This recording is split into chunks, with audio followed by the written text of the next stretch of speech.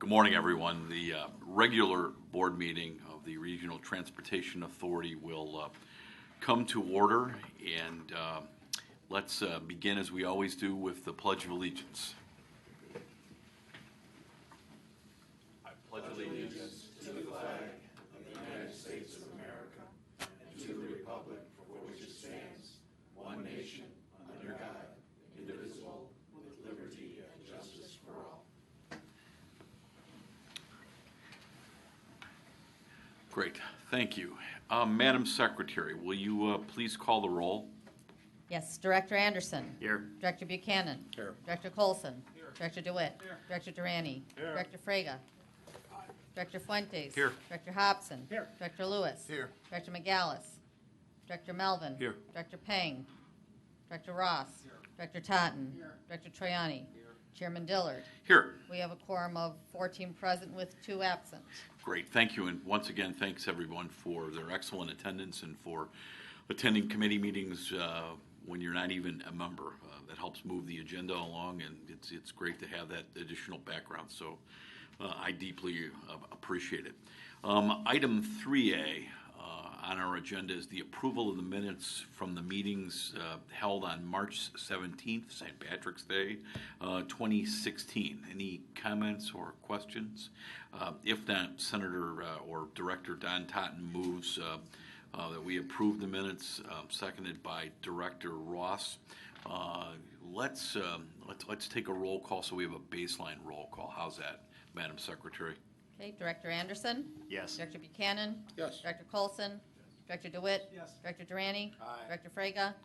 Director Fuentes. Aye. Director Hobson. Yes. Director Lewis. Yes. Director Melvin. Yes. Director Ross. Yes. Director Totten. Aye. Director Troiani. Aye. Chairman Dillard. Aye. 14 ayes and 2 absent. Great, thank you. Item 4 is a public comment section of today's meeting, and we have no scheduled speakers for today, so we'll move on to item 5, which is the Executive Director's Report. Leanne Redden. Leanne? We did have a item, Audrey, do we still have item 3B? Good question. Executive session? No, that was the minutes from the executive session. Oh, we just did it all. Yes. Okay, sorry, just to clarify. Okay. Sorry. Good morning. Start where we always start. Springfield, state delinquency. It kind of ties very nicely, a nice segue from B's last presentation.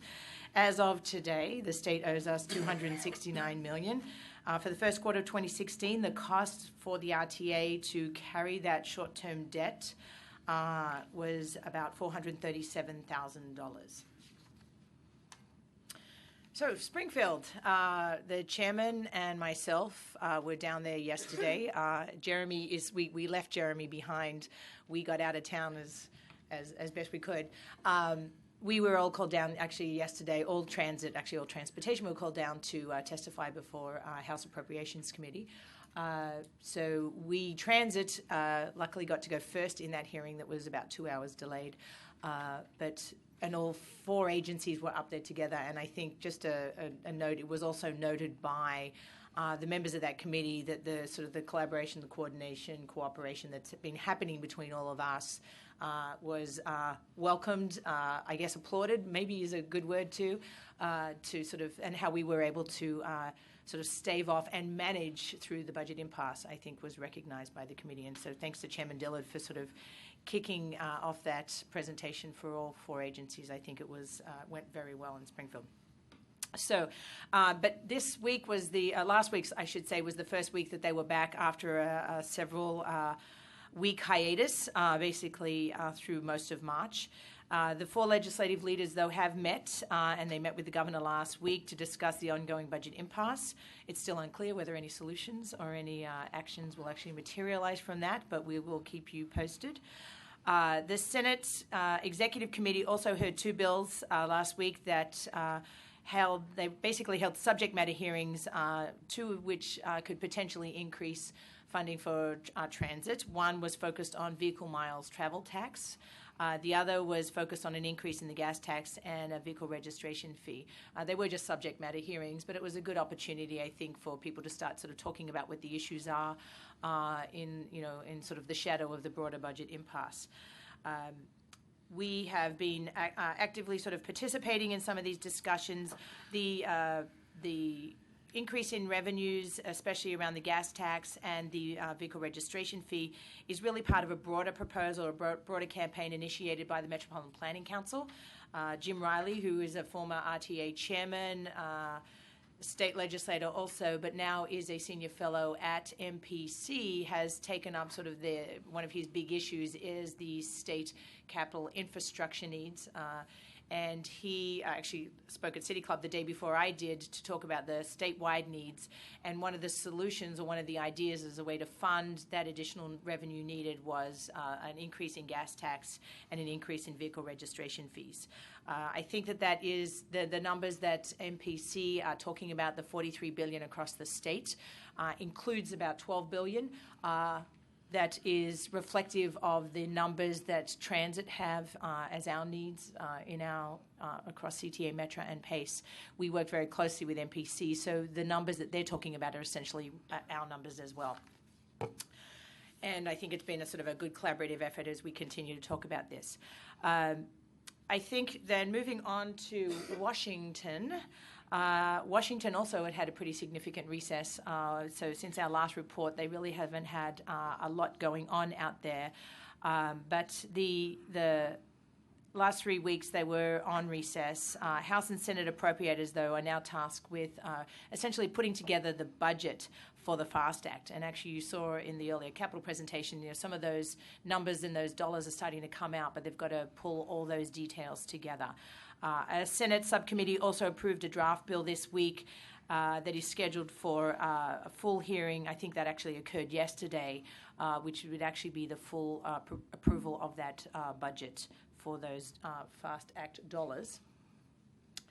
And our DC team continue to work even when they're out of session, working with staff very closely on both House and Senate Appropriations Committee to ensure that our spending priorities are known and that we're bringing back as much money to Illinois as we can. Our team also met with the US DOT and FTA, and they've been providing us a lot of good information, really essentially heads up on announcements of funding, allocations, rules, and those kinds of things as they're coming out from related to the FAST Act passing. We continue to talk with staff on Ways and Means and Finance committees about possible solutions for the Long-Term Highway Trust Fund, even though we got a 5-year bill passed, and we are grateful for that, and we talk about that as some stability going forward. Congress, even though they passed a bipartisan bill, did kick the can on the stability of the Highway Trust Fund, which is largely the source of funding to fund transportation across the nation. And so we've already moved on to the next transportation bill while we're sort of splitting our efforts on what's coming out and getting everything we can now. We are looking to the future as well. And we will continue to work on that very specifically with our DC lobbying team, Jim Smith, who was here a couple of months ago when we approved his contract, so they're back on task. March 18th was Transit Employee Appreciation Day. Even though we are also transit employees, we encouraged our staff to have a little bit of fun with this. And we also gave them, we all were armed with these little thank you cards, handing them out to any transit employees we met along the way. Some of them were kind of surprised. Some of them were very pleased. We had a little bit of fun with it in social media and used some of the pics that we took here to sort of put on social media. But it was kind of a good little effort. Changing topics, on March 30th, we hosted here at RTA a luncheon for the Conference of Minority and Transportation Officials, or COMPTO for short, here in our boardroom. It was essentially a mentoring session for Chicago, a couple of Chicago high schools, CPS high schools, focused primarily on women who might be interested in transportation as a future career. We did, I guess, sort of some on-the-spot mentoring. I moderated the session. We had a couple of RTA employees, both Julia Patterson and Birena Hickey sat on that, and then 4 other very successful professional women in the transportation field, some in the private sector, some in the public sector. And I think we had, it was a really good session. It was for me, and I think I speak for Bea and the others who participated, it was kind of inspiring and for us to actually be in the room talking to these young women and getting them excited. They were interested, they were smart, they were engaged. As I think we got as much from them as they got from us. So it was kind of a fun event to do. We are fairly active with the Compto organization, and Eunice Escobar on our staff in Capital Group is actually the local chapter for Compto, and she and our communications team really deserve the thank you for sort of pulling this effort together for that day. Ooh, that's bad.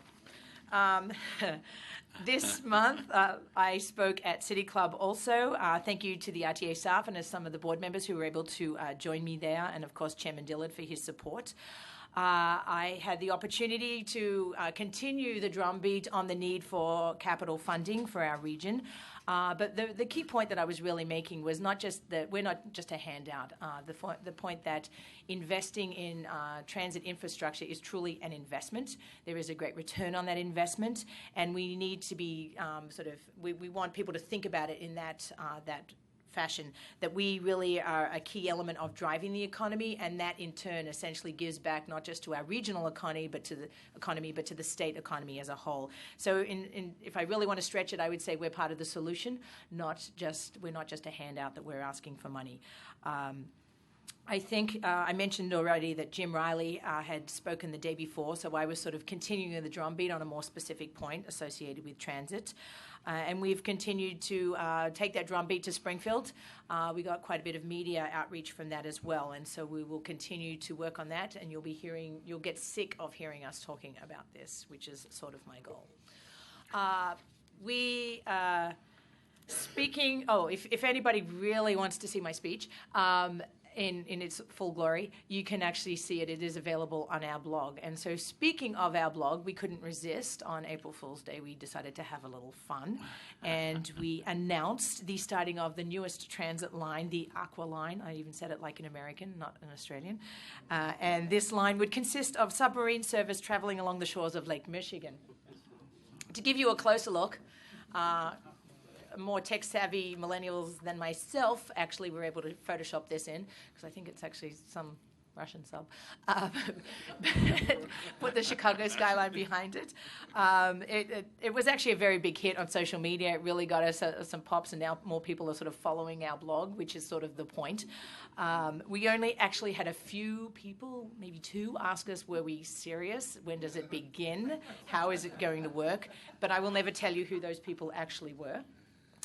And so just to wrap up, I've referenced our social media efforts several times in this presentation. We're going to utilize those again tomorrow as it will be Earth Day. We will be sending out press releases.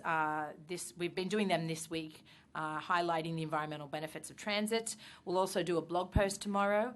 So if you're not signed up, I encourage you to sign up. It's a great, easy way. Yes, they're all on that page. The blog is a nice, easy way. Once you sign up, it just sends you an email, and you can read kind of a quick snippet of something that's, kind of pertinent to the time and going on at RTA or in the transit space. So I would encourage you to sign on and follow us. Audrey can get you more details or help you log on to any of those. I have copies right here for everybody. Yeah, a hard piece of paper if you want to follow those. The chairman and I are both on Twitter as well. He tweets a little more regularly than I do, though. I'd be happy to answer any questions if you have any. Lynn, I have a couple of quick questions. One, there's been a lot of talk about alternative sales tax revenue or alternatives to the gas tax. I think it's been proposed that there might be either some kind of a value-added tax or some kind of a tax on estimated mileage, et cetera, et cetera. Just any talk within the circles that you run legislatively about those and how feasible those might be? Lots of talk. There's, you know, I mean, in the geeky planning and transportation space that I tend to live in, this is not a new concept. Many of us have been talking about this for years. There's other states around the country that have actual cities that have tried this, and actually Oregon's running a demonstration right now, for example. VMT, as it's shortened, so vehicle miles tax, is probably ultimately something that we will have to consider regionally, locally, or even nationally. I mean, it's been discussed kind of at all those levels, primarily because the gas tax and the traditional way of charging, generating revenue based on the sales of gasoline is sort of becoming obsolete as electric vehicles are becoming more prevalent, even gas-fueled cars are becoming more efficient. It's a shrinking pot. And so we have to be realistic about how do we generate those revenues. Europe has been doing this for a little while. It's, you know, I look at it as akin, not too different to sort of the tollway concept in the sense you pay for what you use. And the technology is able to do it right now. It was something that was considered. President Cullerton actually proposed a bill, and they did have a subject matter hearing, as I said, last week on it. It's not really ripe just yet. It's going to take a lot of a lot of policy discussion around how we get there and the logistics of doing that. You know, it's not happening right now, but I think that it's in a way it's good from sort of the policy standpoint where I sit. It's good that these conversations are actually beginning, because they do take a while to really sort of bear fruit. And like I said, they are being discussed at the federal level right down to almost the local level as well. Would you estimate it to be within, say, the next couple of years, 3 to 5, just some kind of a rough cut ballpark estimate as to when it might begin to have an impact? I wish I had a crystal ball. You know, I think that, you know, that's why the MPC proposal actually puts a combination of both gas tax, vehicle registration fees, which I would sort of say are the more traditional kinds of concepts that are essentially on the books already, as probably still the short term for the next 2-3 years or so, and that VMT is probably any bill that, if we were successful, say, at the state to pass a capital bill that increased revenues in this space, it could be likely that they could consider passing a demonstration or some kind of testing of a VMT program and see how that goes, and then what are the lessons learned and how that can be rolled out. Like I said, Oregon's been testing this for a little while now, a couple of years now, and so some of these things, there's lessons learned from others as well. Thank you. Question on the MPC. Thank you, Director Lewis. You said $43 billion would be raised Across the state. That's the state need. Over what period of time? So, and that's the statewide need for transportation infrastructure. So that includes roads, that includes transit, and that's across the entire state. So we are just one subset of that bigger number, $43 billion. And the $12 billion would go. Is what our stated need is. When I say that, that's the new dollars that we would need above and beyond what are the expected revenues that we're already planning to receive out of the federal government. And this is $43 billion over what period of time? 10 years.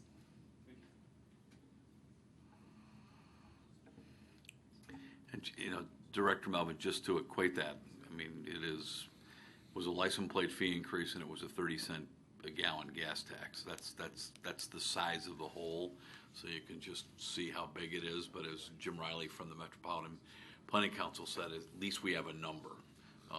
You know, give or take a couple of billion. There's a number, but it shows you, you know, just how big the whole really is. And Director Lewis, I always like to say on the vehicle miles, the VMT, that it's hard to explain to someone who drives a Ford Fusion or a Ford Taurus like I do why a Tesla owner shouldn't have to contribute to the cost of the roads. And, you know, hopefully over time we'll figure out a way as we move to electric cars and electric vehicles and other things to more equitably distribute the burden of keeping our roads and our bridges up. Great, thank you. Just a couple other things. In the hearing yesterday in Springfield, a lot of discussion on free rides. Dorval Carter was there with us. We sat as a panel with Mr. Orsino and Rick Kwasniewski, the chairman of PACE. But a lot of questioning of the committee. I think they were a little stunned when Dorval basically said we're looking between reduced rides and free rides over $100 million cost just for the CTA. And I was sitting there and looking at the faces of my former colleagues. So a lot of discussion on that. From the previous reports of B and others, the Wall Street Journal, and Blake, Director, I'll give this to you. The Wall Street Journal did a nice piece on bus ridership nationally vis-a-vis the gas cost, or the cost of the price of gasoline and how it impacts buses.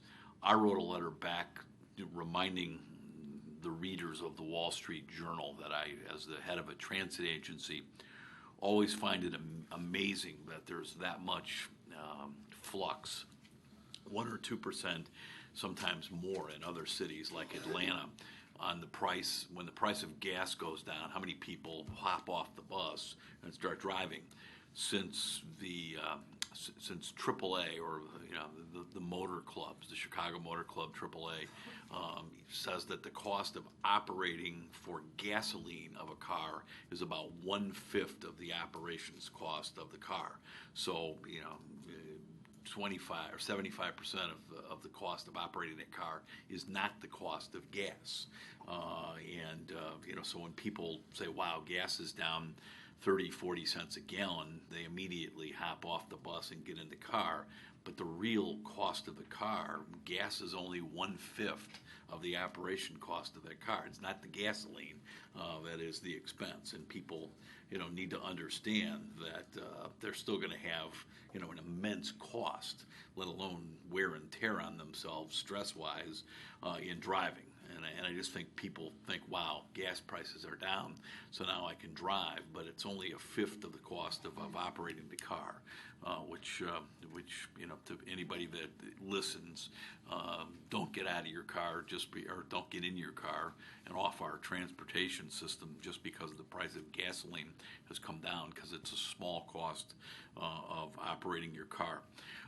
One other item of note, last Friday, set up by Jim Smith, who is our person in Washington, D.C., Jeremy LaMarche and I had lunch with U.S. Senator Gary Peters from Michigan to talk about mass transit, to try to educate a United States Senator from Michigan about the CTA, about Metra. He had some questions, as Detroit is investing a little more in mass transit, but a very good lunch, and we continue to build relationships with very important, and he's a member, Senator Peters from Michigan is a member of the Transportation Committee of the United States Senate, but building relationships in our congressional delegation, as you've heard me say many times, is great. Tremendous collaboration this week between Senators Kirk and Durbin on another $100 million through Senate committees for the Red Line expansion. But any chance we get to educate other members of the United States Congress as to the importance of mass transit in Chicago or Philadelphia or New York, all the big cities are in this together, the better. And I really appreciated more than an hour, really just with two people, with a United States Senator, and we have another ally, let's put it that way, in Washington, D.C. So Springfield, having been down there with Leanne and Jeremy yesterday, it's tense, I guess is the best way to put it. I think that's a polite way to put it, and nobody knows really, including we did have time with the speaker yesterday, what's going to happen. So he couldn't offer timetables, or it's an amorphous animal down there that we just have to navigate. I will say we received, as a transit community, tremendous kudos from the members of the legislature for not adding a lot of headaches to their platter. Yes, we have capital needs, but we're not in crisis mode, which I think, seeing the pressure that they are all under, it was not lost on them, saying, wow, thank you all for cooperating, having peace, and not having, one transit agency backdoor another. And we really appreciate your singing off of the same page and moving 2 million people pretty flawlessly every day. So we we were, and in fact, one member of the committee, in fact, it was the chairman, said, I was always for abolishing the RTA, but not anymore. Which was nice to hear. He said, "You've convinced me that with the right people," is how he put it. With the right people, the system really works, and it works pretty well. So we'll be back down there a lot. Leanne has done a very good job of formulating for us. That she called me. I think there was a cartoon in one of the papers that had a big long line of people waiting for handouts, I guess is how they put it in a cartoon. The Chicago Public Schools and, McCormick Place, and everybody was in line. And we were in that line.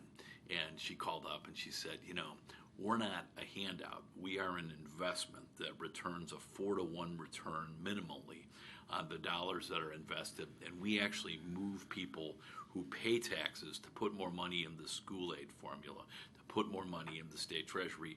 We move people that work for a living to their jobs and help create jobs, and we're an investment for the state, and we got to get out of the mindset, that we are looking for any kind of subsidy because we are an investment, and I think that's a great way to put it. And so we multiple times yesterday said, we are an investment. We're very different than the other worthy causes that are all waiting for some relief from Springfield, but we're sort of in a different boat in the fact that we help actually put money into the state treasury as well as spur private sector development. So we'll keep you abreast. Any other questions of Leanne before we move on to action items? If not, item 6 is the approval of the consent items as they appear on the board agenda. And these items include the ordinance authorizing amendments to the RTA pension plan. I think we probably ought to separate out 6A, 6B, and 6C. So let's do that. On 6A, we had extensive discussion earlier on the ordinance authorizing amendments to the RTA pension plan. And again, and I understand where you're all coming from on this one. Understand that with an exclamation point, I've told folks I'm not even taking that to our board on many occasions. So we have some minor changes to the plan. Is there a motion let's have a motion on 6A. Moved by Director Trione. Is there a second? Seconded by Director Buchanan. Any further discussion on that? If not, Audrey, can we have a roll call on 6A, please? Sure. Director Anderson? Yes. Director Buchanan? Yes. Director Colson? No. Director DeWitt? Yes. Director Durante? Yes. Director Frega? No. Director Fuentes? Aye. Director Hobson? No. Director Lewis? Yes. Director Melvin? Yes. Director Ross? Yes. Director Totten? Yes. Director Triani? Yes. Chairman Dillard? Yes. We have 11 ayes and 3 nays and 2 absent. Great. So that ordinance is approved by that vote. Thank you. We'll move on to 6B, which are is the ordinances authorizing the execution Excuse me, of Chairman, do you want to just do B and C together at this point? Yeah, please. Either of those, I don't think either of those are controversial. So we'll do B and C together. The first one is the federal fund allocations between northwestern Indiana and the lower part of Wisconsin on our 2016-2020 capital plan, and 6B is the $150 million in working cash notes with B. Hickey's noted comments, especially to one of the director's comments about the renewal and the future of that. So is there a motion on 6B and 6C? Director J.D. Ross moves that we approve 6B and 6C, seconded by Director Michael Lewis. Any comments or questions? If not, is there leave for the attendance roll call? Leave. Seeing no objection, leave is granted, and 6B and C are approved. 14 ayes and 2 absent. Thank you, Madam Secretary. Item 7 is the approval of contract and procurement items as they appear on the board agenda. These items include 7A is an ordinance authorizing amendments to the lease for RTA space. Nadine, did you have anything you wanted to add on that one? No, I did not. I believe we've briefed you in executive session on this Yep. matter. Okay, great. 7B is an ordinance authorizing a contract for the redevelopment or the development of bus route flooding resilience plans. On 7C, that's an ordinance authorizing the renewal of Microsoft licenses. And Madam Secretary, on 7C, Director Trione wishes to be recorded as abstaining on that. So on 7C, Audrey, make sure that Doug Trione is voting present or actually abstaining on 7C. On Okay. 7D is an ordinance authorizing a contract for project management oversight consulting, and 7E is the ordinance authorizing a contract for the production of mobility management videos. Can I have a motion on all of those with the one noted Director Trione exception there? Is there a motion? Director Christopher Melvin moves that we do the items on 7A, seconded by Director Hobson. Is there leave for the attendance roll call? Chairman? Yes, sorry. Yes, Director Todd.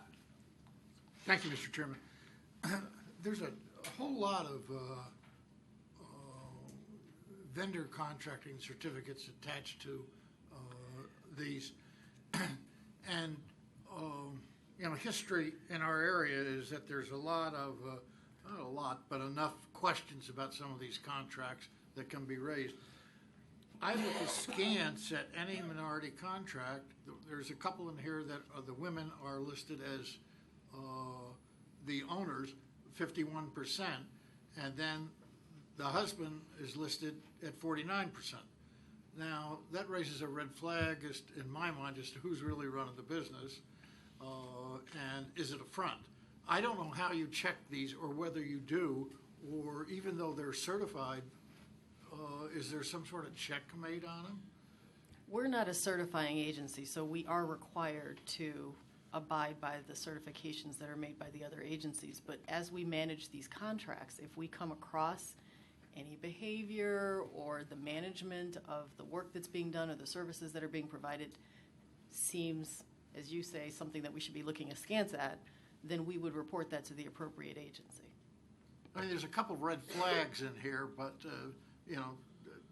at first glance, so I just wanted to point that out. Thank you. And if any of you ever in any of these contracts see anything that at all perks your curiosity, I mean, I urge you to call Nadine, talk to Leanne, and we will clearly, we have an inspector general process that is around, and if you do see something, Don, that really stands out to you, call Nadine, and we will check it. But I very much appreciate you, heightening our sensitivity towards that, because that is, that is just something that can't be tolerated, the abuse of those DBE programs.